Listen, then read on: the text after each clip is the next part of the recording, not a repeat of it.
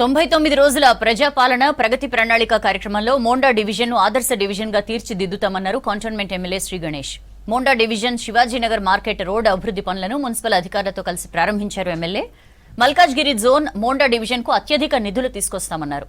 రోడ్లు, డ్రైనేజ్, మంచినీటి వసతులు, కమిటీ హాల్స్ అభివృద్ధి చేస్తామన్నారు ఎమ్మెల్యే శ్రీ గణేష్. శివాజీనగర్ రోడ్ ఏదైతే పాస్పోర్ట్ ఆఫీస్ కాడ ఉందో 48 లక్షల రూపాయలతోటి సీసీ రోడ్లు పనులు ప్రారంభించడం జరిగింది. దీంతో పాటు కూడా ముందు డొక్కలమ్మ టెంపుల్ ధర కూడా మిగతా ఒక 30 లక్షల రూపాయలతోటి ఆ రోడ్లు కూడా స్టార్ట్ అవుతుంది నెక్స్ట్.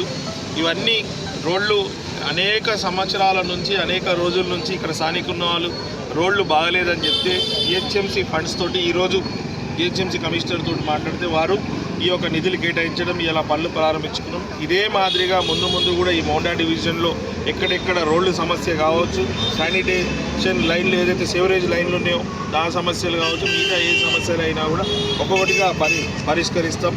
ఏ విధంగా అయితే తెలంగాణ కాంగ్రెస్ ప్రభుత్వం 99 డేస్ ప్రోగ్రాం ఏదైతే ప్రజాపాలన ప్రగతి ప్రణాళిక తీసుకుందో అందులో భాగంగా అత్యధిక నిధులు కేటాయించి అన్ని బస్తీలు, అన్ని కాలనీలకు, ఏ రోడ్లు ఏం అవసరాలు అన్ని పరిష్కారం అవుతుంది.